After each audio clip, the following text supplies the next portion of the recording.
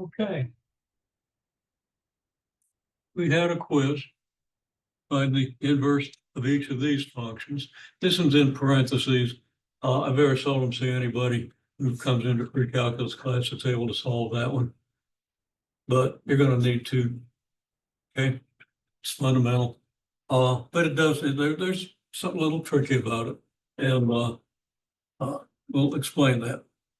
Then a couple of problems on proportionality. Again, if you're working through this video as a distance student or anybody else for any reason, you do best to first work these problems yourself, do everything you can, then watch what I do.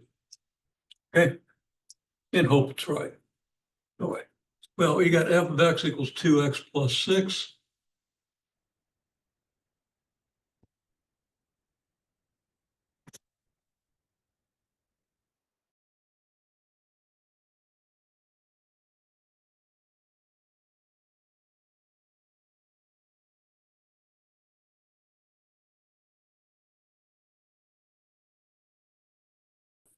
Because you infer that. For those things, you got to have an x and a y. Yeah, I could have written y equals in front of each of these, and it would have made it very specific, but you can pretty much infer it. Okay, so you got to let y equal f of x or some symbol equal f of x. So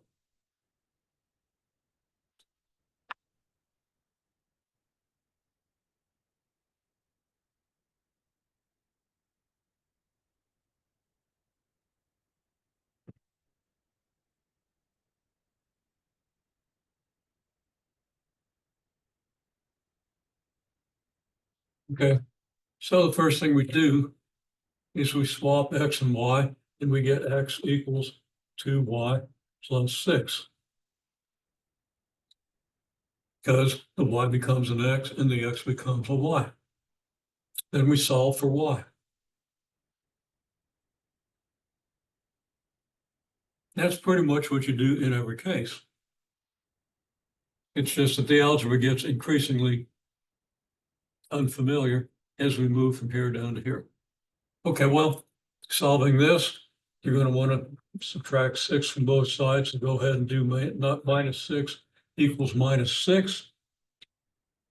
X minus 6 is x minus 6. 2x plus y plus 6 is 2, or 2y plus 6 minus 6 is 2y plus 6 minus 6. You don't subtract the 6 from the 2 because you don't know what y is. You can't do that. That's why if I advocate and have been advocating that you write out this step that you get when you add these two, okay? You just write it out literally. You don't do any arithmetic. You don't combine anything. You write it out and then you do what makes sense.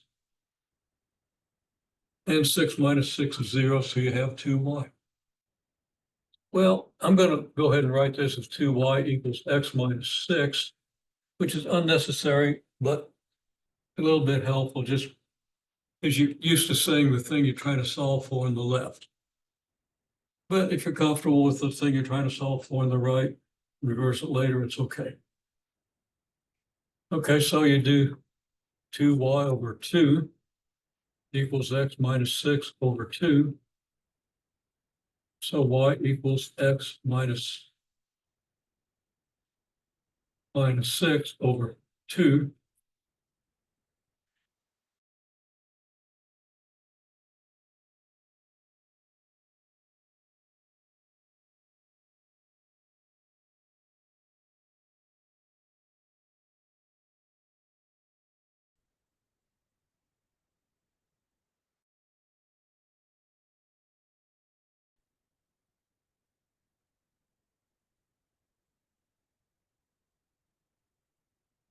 F inverse of x is x minus 6 over 2.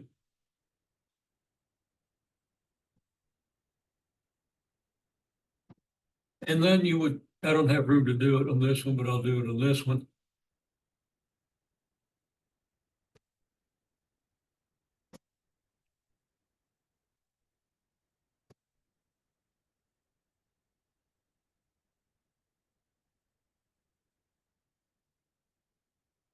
you have your test for inverse functions, and I guarantee you, you're going to have to do that test when you have a test.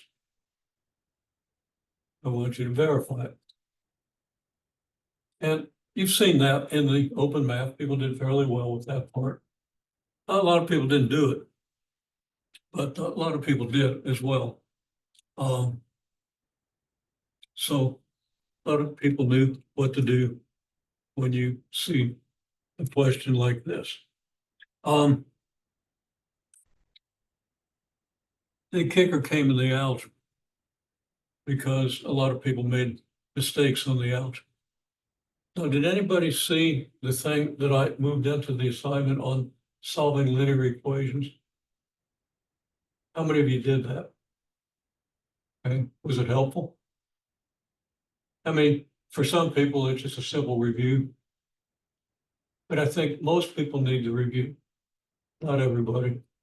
But if you don't need the review, it takes you about 10 minutes to do the whole thing. Okay. Took you more than 10 minutes, it's probably to your benefit to do the review. And if it took you only 10 minutes, well, it was only 10 minutes. Okay. All right, so this is a very simple problem. And pretty much on problems like this, almost everybody's getting it right. Now, not everybody sent me a document that included their steps on the problem. Some people sent me documents that had stuff scattered all over the paper, but I could see, yeah, it looks like it was done right. Okay.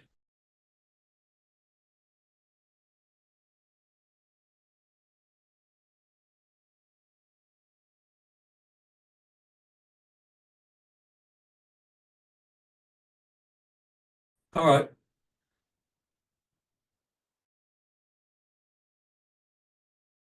Difficulties with board management here.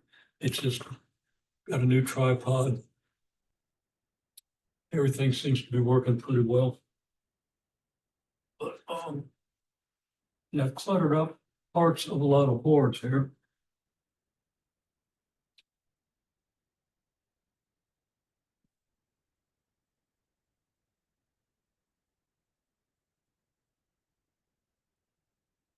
Nice clean board here, and then we'll figure out what to do about the rest of it. Okay.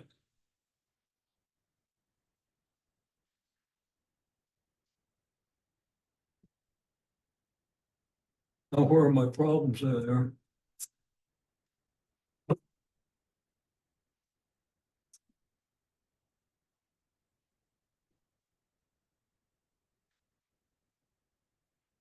We have f of x is 4 over x plus 3. So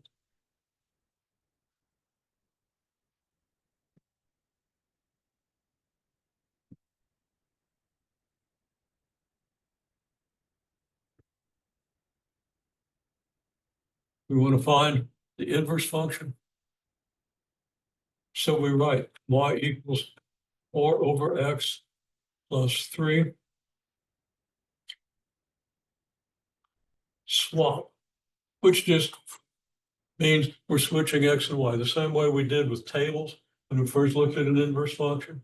And the way your open math had you do that, and people did quite well with that part. But we swap x and y.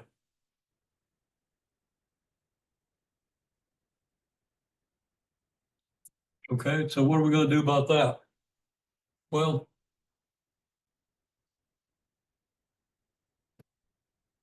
let's subtract 3 from both sides.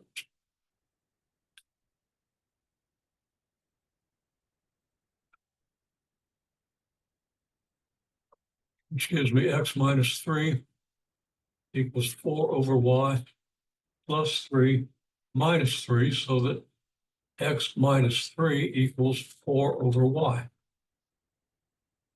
Now, how are we going to solve that for y? Well, you could do the reciprocal of both sides, but I want to continue to do these things using just basic rules. And reciprocal of both sides is really what you get when you multiply both sides by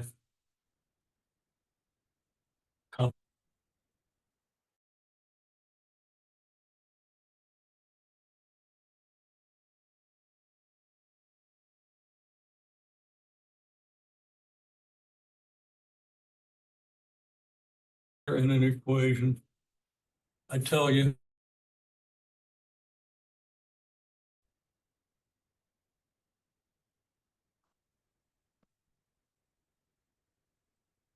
the denominator is y, so you do y times x minus 3 equals 4. Now, divide both sides by x minus 3.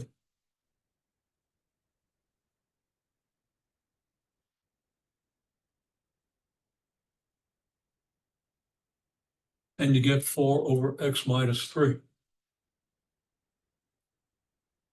And of course, y times x minus 3 divided by x minus 3. X minus 3 is a factor of the denominator. It is the denominator.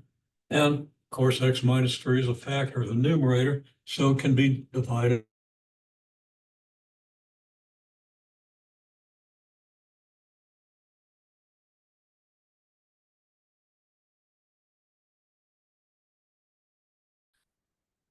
F inverse of x equals 4 over x minus 3. Let's test that.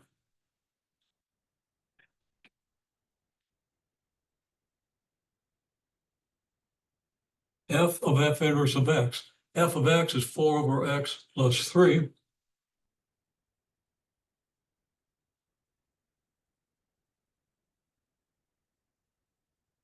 So f of f inverse of x is 4 over f inverse of x plus 3. Okay. We have our definition of f of x. To say f of f inverse of x is to replace x by f inverse of x. So we have to replace this x by f inverse of x. You should be getting used to that. I've said that about 10,000 times now. And that's the way I always say it. If you understand it in a different way, okay, as long as you understand.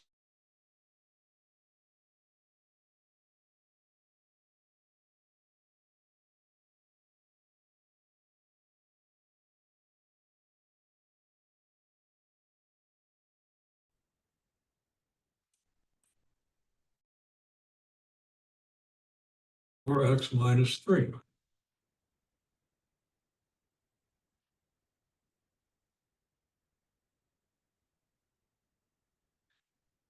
Now, 4 divided by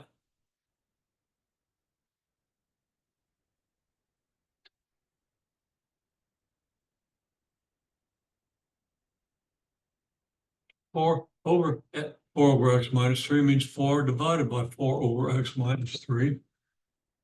And when you divide by a fraction, you multiply by the reciprocal.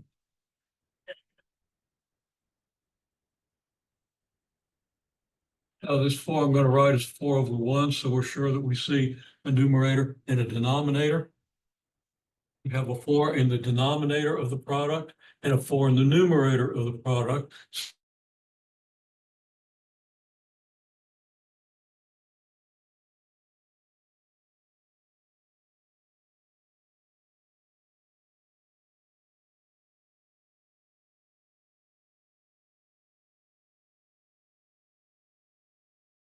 That's what you have to prove.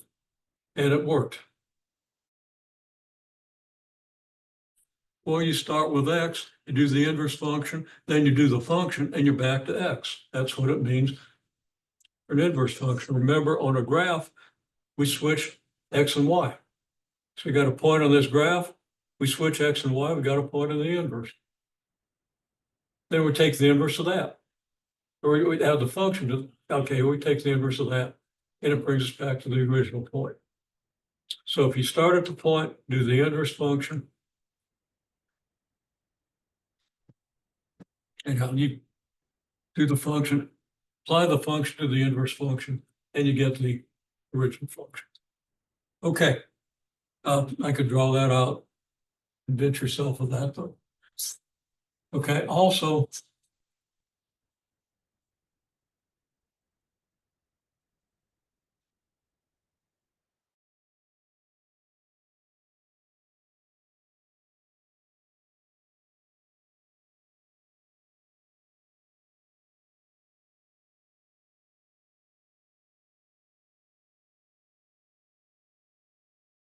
Now that one algebraically just a little bit complicated.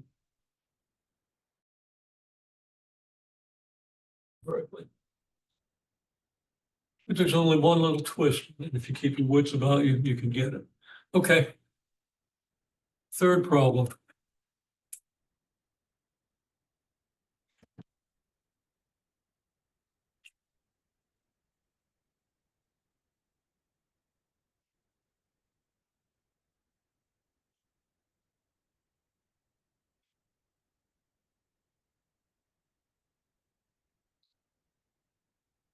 We swap x and y and we get x equals the quantity y minus 5 squared.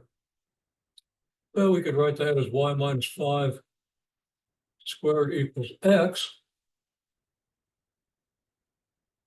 And we have the solution.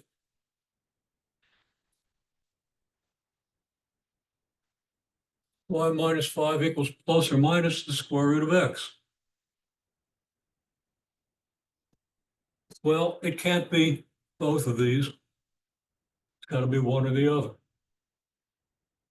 The reason is you have to have a domain on which this function is 1 to 1. Graph of x minus 5 squared, and you should be able to do that. It's just a simple transformation of your squaring function.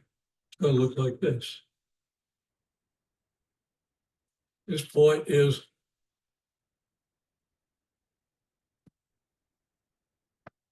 5, 0. We just get worse every time I write it. Okay, well, that's 5, 0. We choose this branch where the function is 1 to 1. That means every y corresponds to just one x. If we use the whole function, every y corresponds to 2 different values of x. That should be clear to you. If not, maybe review some of the stuff we did early in the semester about making estimates. And tell you what y is, what values do you get for x? That's all this is. Okay.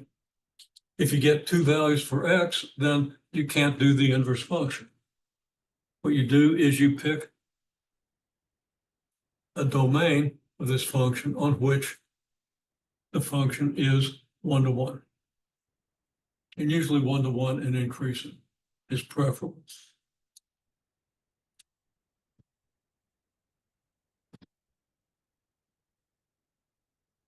So when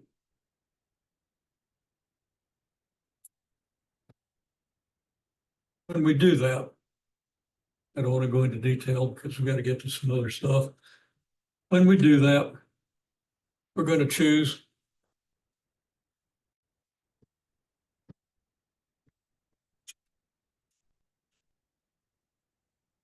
y minus 5 equals plus square root of x.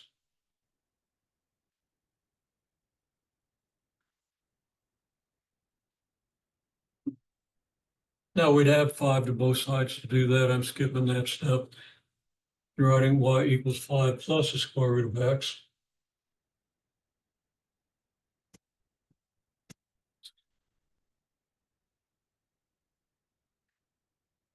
Now in the last one, I did f of inverse f. Well,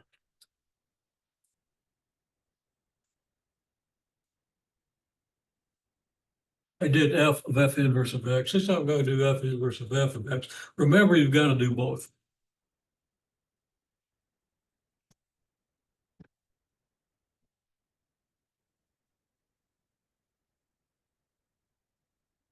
Okay.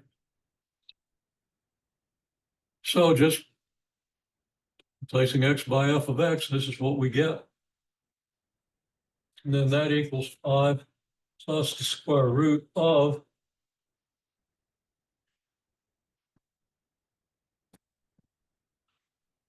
x minus 5 squared.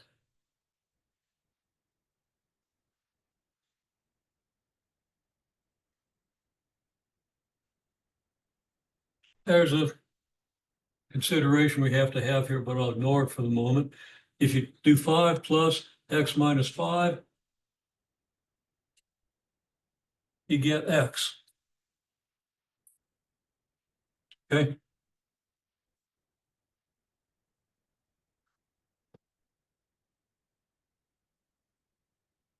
Divided, X is bigger than 5.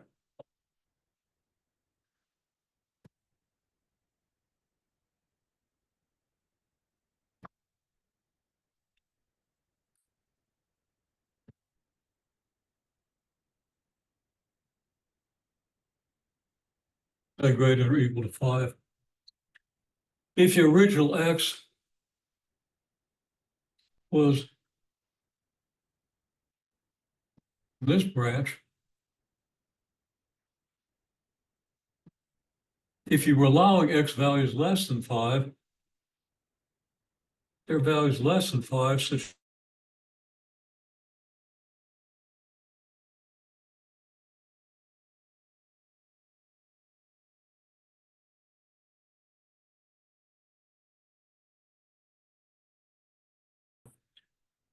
restricted to this domain.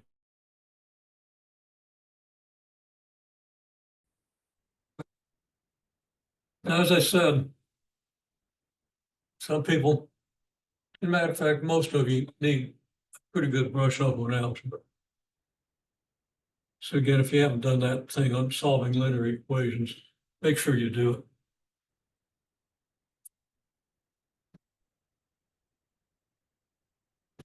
Just trying to figure out where I need to move this board circle right off of the edge. Okay. Okay, let's get to the f of x equals x plus 2, or et cetera.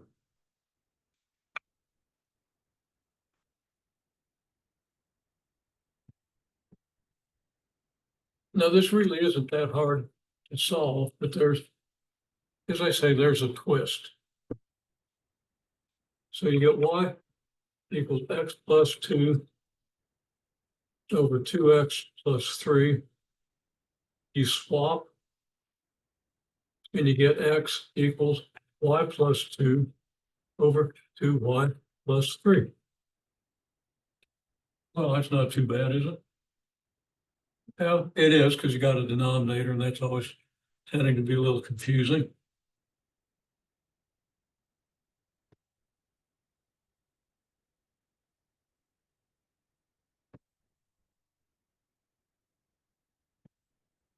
It's going to say what I've said 1,000 times already: multiply by a common denominator. When you have a denominator, multiply by the common denominator.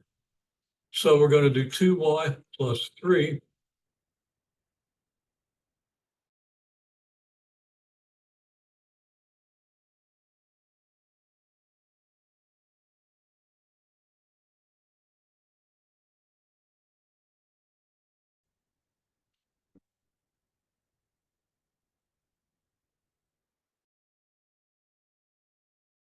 There's one little caveat here. You can't do this if y equals -3/2. If y is -3/2, you get -3 plus 3. So you're multiplying both sides by 0, which automatically gives you 0 equals 0, and it's not a valid solution. Well, that just comes down to the fact that if y was -3/2, your denominator here would be 0, and division by 0 is forbidden. So I'm going to make a little note here.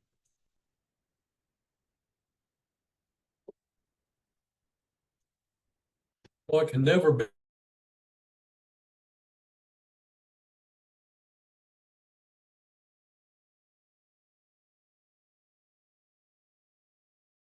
equation by the denominator, you're multiplying by 0.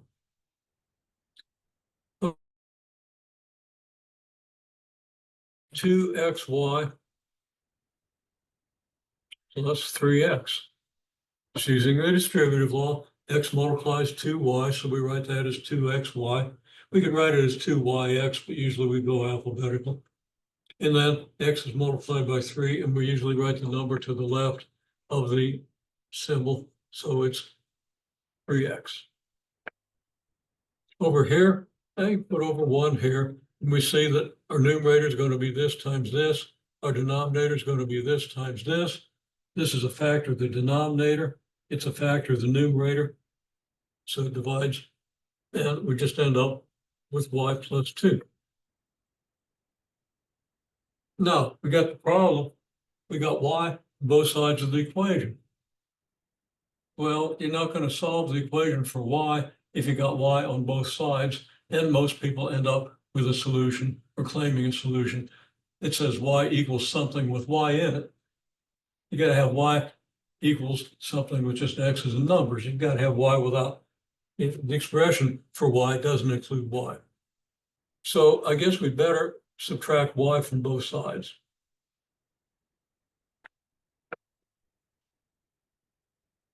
So when we subtract y, we get 2xy plus 3x minus y.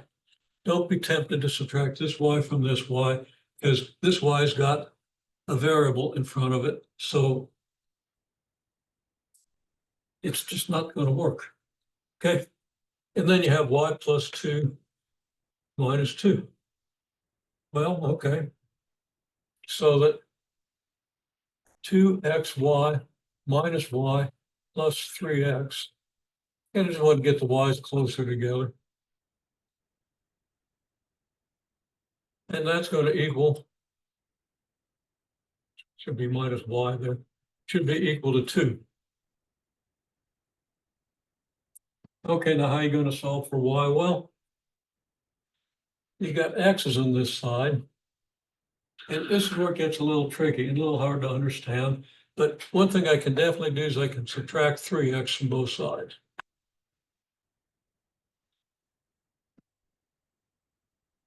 Do it the way you all have been taught to do it, which isn't bad if you understand that you're subtracting equations from equations or adding equations to equations. We can add negative 3x to both sides, giving us 2xy minus y plus 3x minus 3x equals 2 minus 3x. Then 3x minus 3x is 0, so we get 2xy minus y equals 2 minus 3x. Now we still have to solve for y. And we still got an x on this side. What we do is we factor out y from both of these terms. 2xy minus y is the same as y multiplied by 2x minus 1, isn't it? If I multiply that out, I get this, so certainly I can do this. And that equals 2 minus 3y. Then I divide both sides by y. Sorry, by 2x minus 1. Didn't leave myself enough room.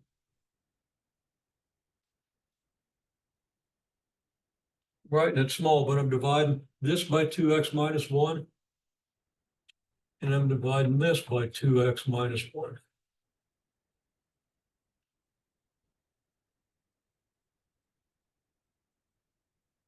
If I divide y times 2x minus 1 by 2x minus 1, I get y. That's why I divided by that. So we get y equals 2 minus 3y over 2x minus 1. That's somewhat complicated, a little bit convoluted. And you probably haven't factored anything for a long time. So you really want to understand that when you see y's, okay, over here, you look at this and you say, aha, I've got a y here and a y here. I get rid of my x. Now I've got something, and everything on this side has a y in it, so I can factor the y out. I can rewrite this like so because distributive law allows that. And now I just divide both sides by 2x minus 1, and I get this. So our conclusion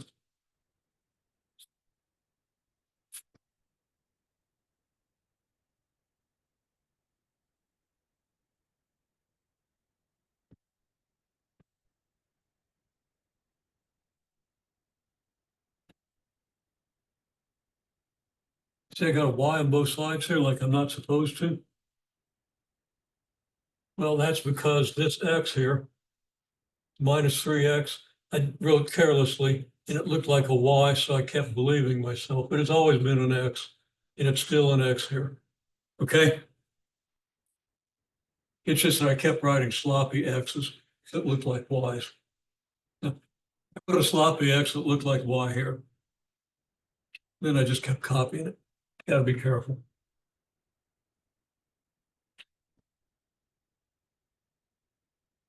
Now you could test f inverse of f of x equals f inverse of x equals x. You got to know to do that because that's part of the whole process.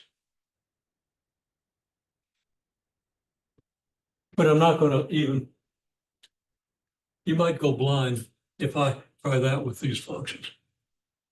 You try yourself, keep your wits about you and simplify things.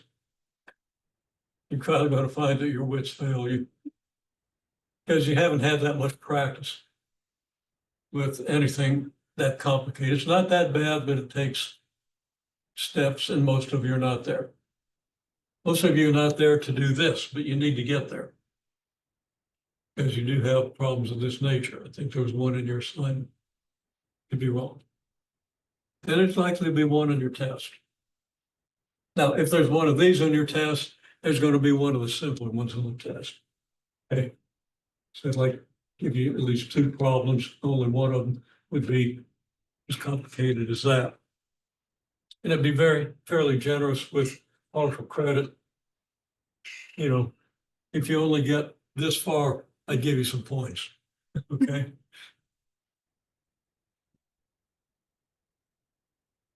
And then if you multiply by the common denominator, I have so much respect, you're probably going to get more than half your points on that problem.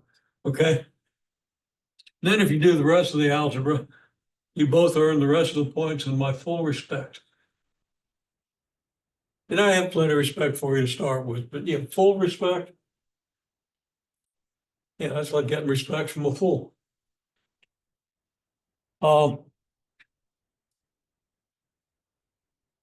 The proportionality problems are pretty straightforward. I'm gonna pause for a second to figure out what to do with these boards.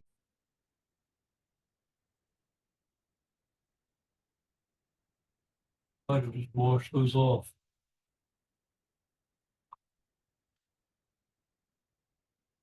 Pretty sure I did.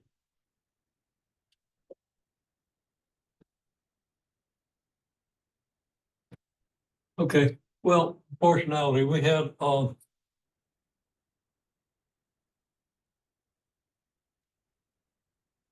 y proportional to x.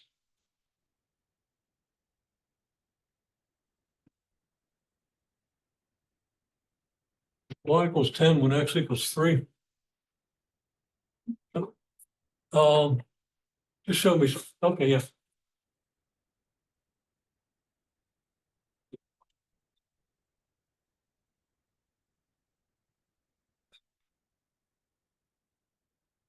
Y equals 7 when x equals 3, and then we want to find y when x equals 10. I knew there's a 10 in there.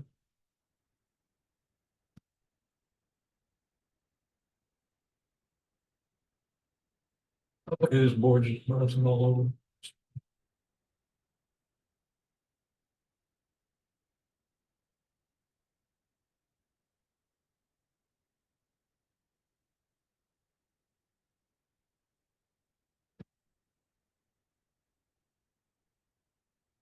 Well, y equals kx. So that you plug in the 7 and the 3, we get 7 equals k times 3. And we do just a little bit of work and we end up with k equals 7 over 3. At this stage, we write the proportionality equation. A lot of people weren't writing it because you didn't really need it on this one, but you want to always do this.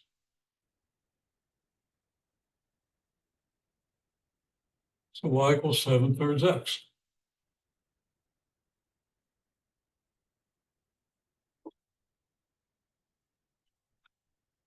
Now, I said find y when x equals 10. That was the problem. So if x equals 10,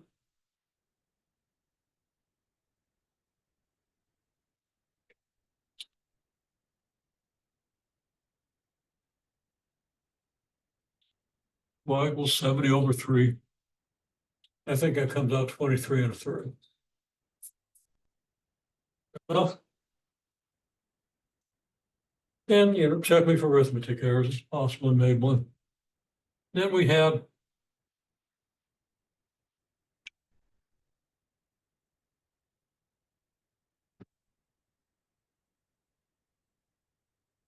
inversely proportional to x squared, so y equals k over x squared. And then I think we had y equals 36 when x equals 2.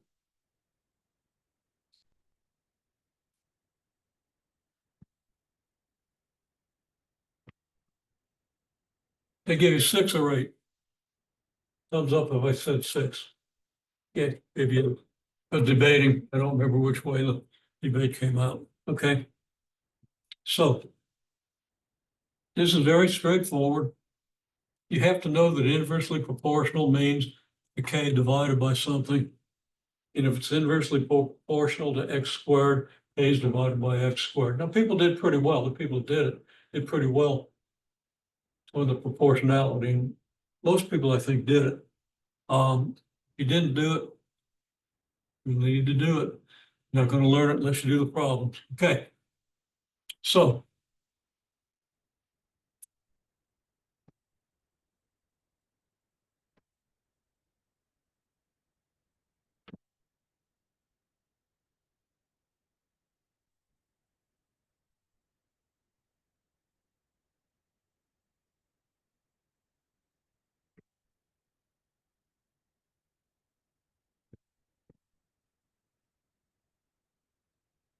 without comment, I just write down the steps in case you need to see them.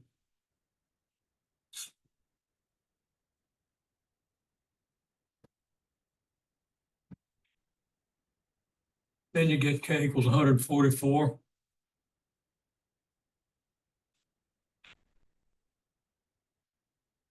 So y is 144 over x squared.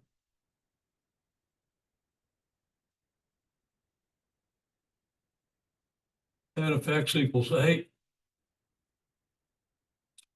y is 144 for 8 squared, which is 144 over 64. Okay. Well, you can reduce that quite a bit. 8 will go into 144 18 times.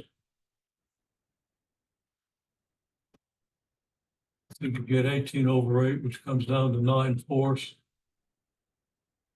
which is 2 1/4. Okay.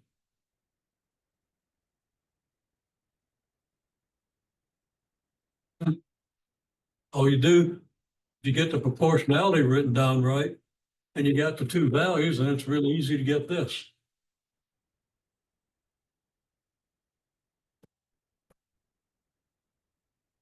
The one thing you want to always be sure is this is your proportionality function. Okay. And this is an inverse square function, which is one of the toolkit functions. It's your inverse square function vertically stretched by a factor of 144.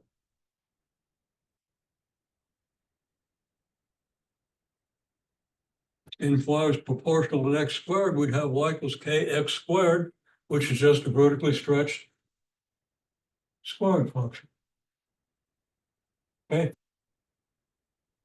These proportionalities lead us to functions, often lead us to functions that are just multiples of toolkit functions. And the graphs always go through the origin. Well, no, they don't. This has an asymptotic x 0, but we'll worry about that later. Okay. Now there's other stuff we need to talk about in the time we have left. And we've got about 15 minutes left.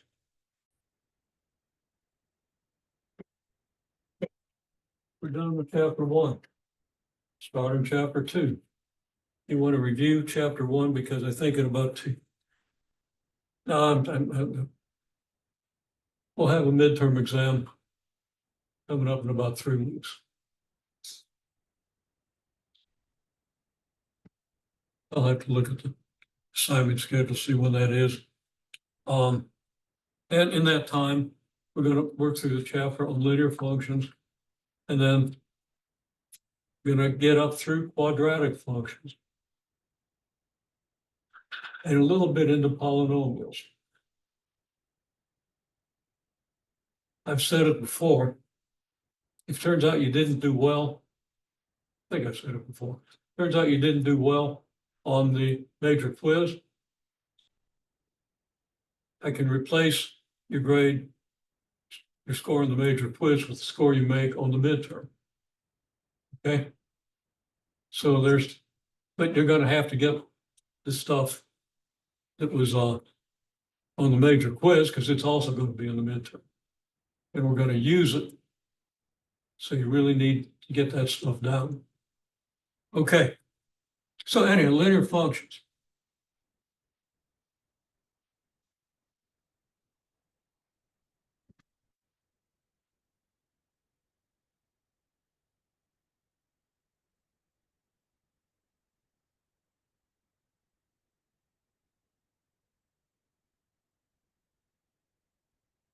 Graph is a straight line.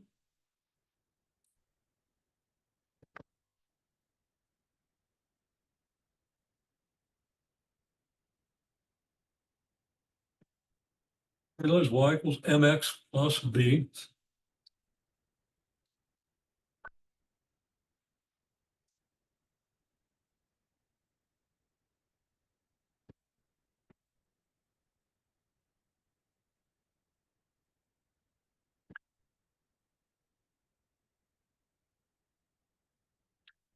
M is the slope, the y-intercept is at 0b. Now, if you understand the notation that I've specified for this course, and that if you take any 2 points on this graph and sketch a fundamental triangle, the slope is m. And you understand that a number or a symbol in a box here. Okay. Now you've got a run and a rise. So up here you say slope equals rise divided by run.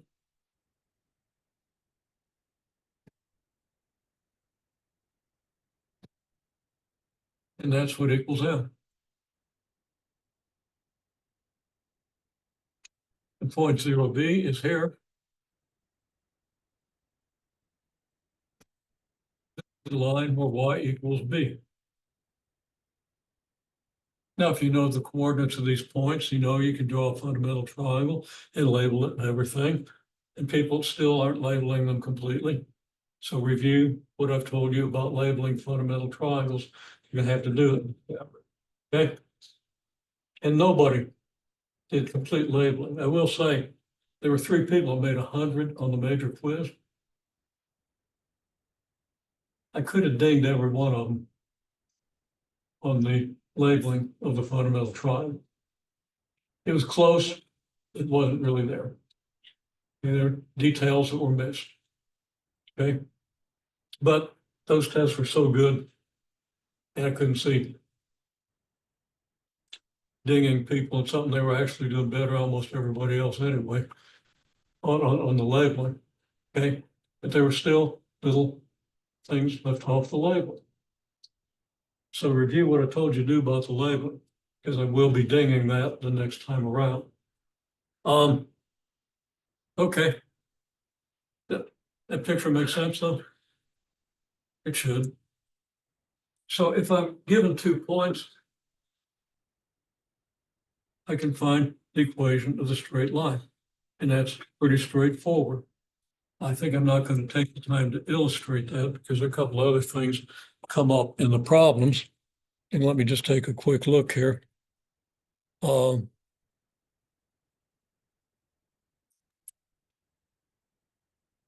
Main thing is,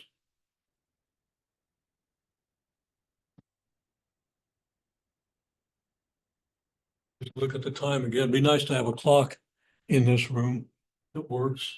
We're in this building. I don't know what they've got them all down, but there's some maintenance going on. So we'll give them some time. Okay. Um, just an application.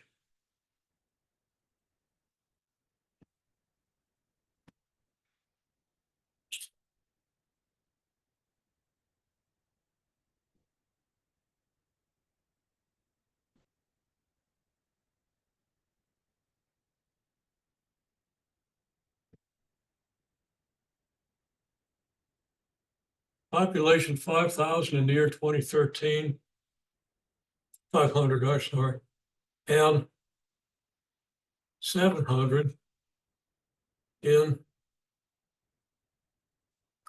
2025. Okay. Now, how quickly is population going up?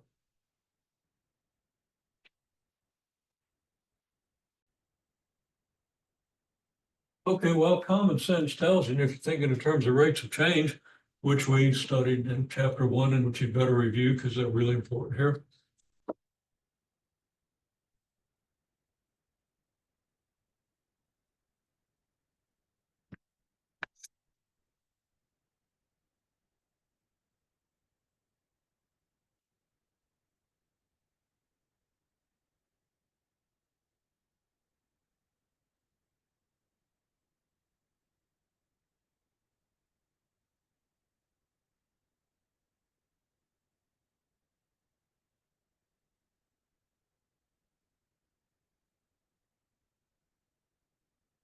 So it's going to the average rate of 200 people divided by 12 years.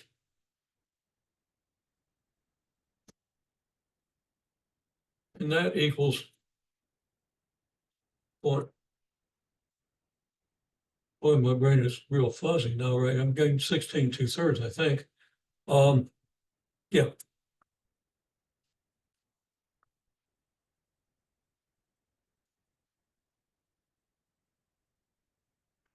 Assuming this is population of people, maybe it's a population of a herd of cattle, population of invasive species. Wipe them out before you get more of them. Okay. Be humane about it, relocate them back to their original environment. Okay, well, we can put this on a graph.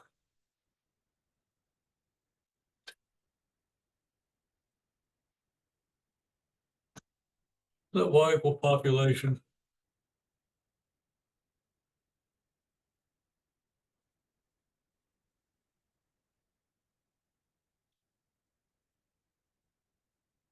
And, you know, we don't have to have a graph that goes all the way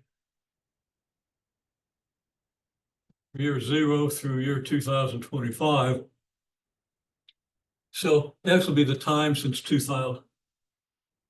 It's easy to do. So in 2013, well, let's do 2025. X equals 25 because it's been 25 years since 2000. Also, let's mention here the times in years. Okay. 2013 is about halfway between 2000 and 2025. It's a little more than halfway, so I don't know, maybe it's about there. I don't know if that's right or not, but X equals 13. Now, what are the populations?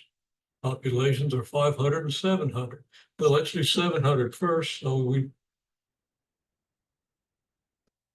sure we have room for 500.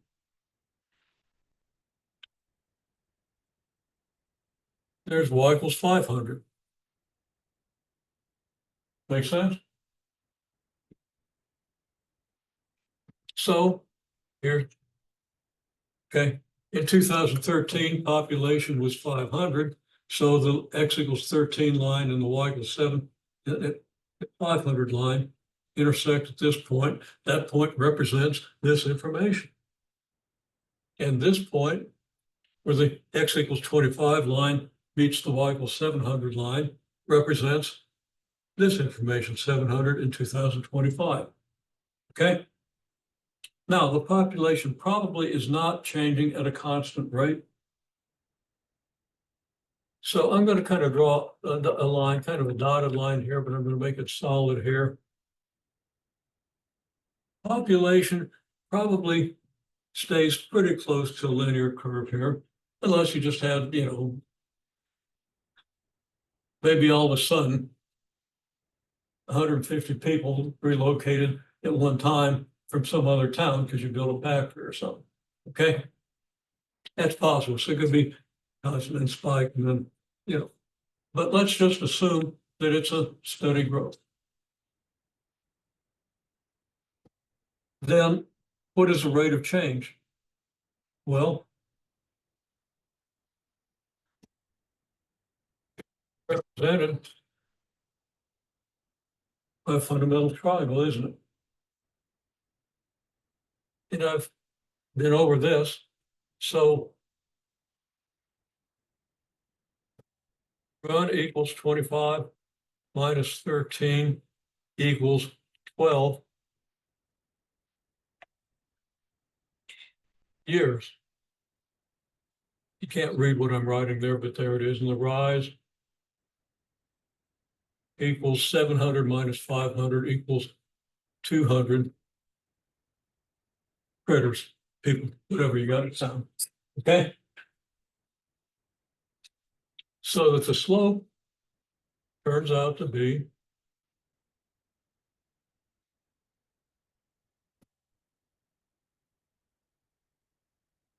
that reads, you can see the 16, it's 16 and 2/3, okay? I didn't have room to write a big one. I don't have room to write a bigger one off to the side. But that should be a familiar process to you with all the labeling, which would be run equals 25 minus 13 years equals 12 years. You got years, you call them years, okay? And rise equals 700 people minus 500 people. PPL stands for people. So this is 16 and 2/3 people over years, which is 16 and 2/3 people per year. And we did a lot with average rates of change. So you can work that into linear functions. Now, if we have any time when we might not, we got 1 minute.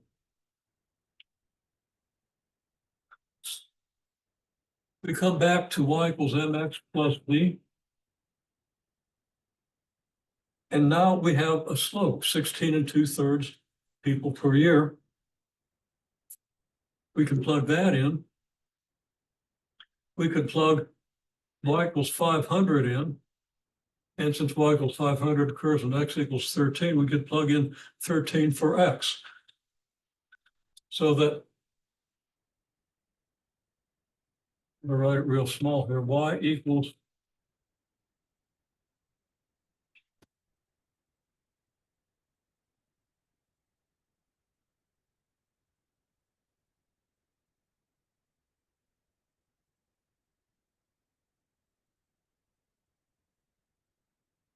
this.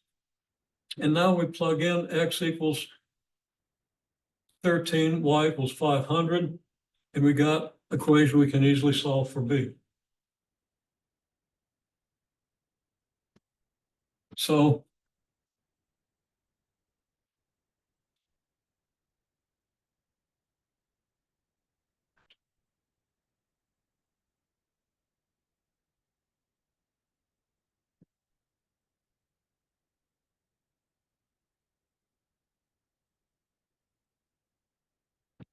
can't read it, but I say plug in x equals 500 and y equals 13, and then you have a number here, a number here, and a number here. Do a little multiplication, do a little algebra, solve for b. And that's very easily done. You start by putting your information on a graph. That's the biggest thing I can tell you. That's the thing I'll close with. Put your information on a graph, label everything, do a fundamental triangle, because you're usually going to have the information you need to do that. And then the rest is pretty simple. If you try to work it out without putting it on a graph, I think you're going to have a harder time.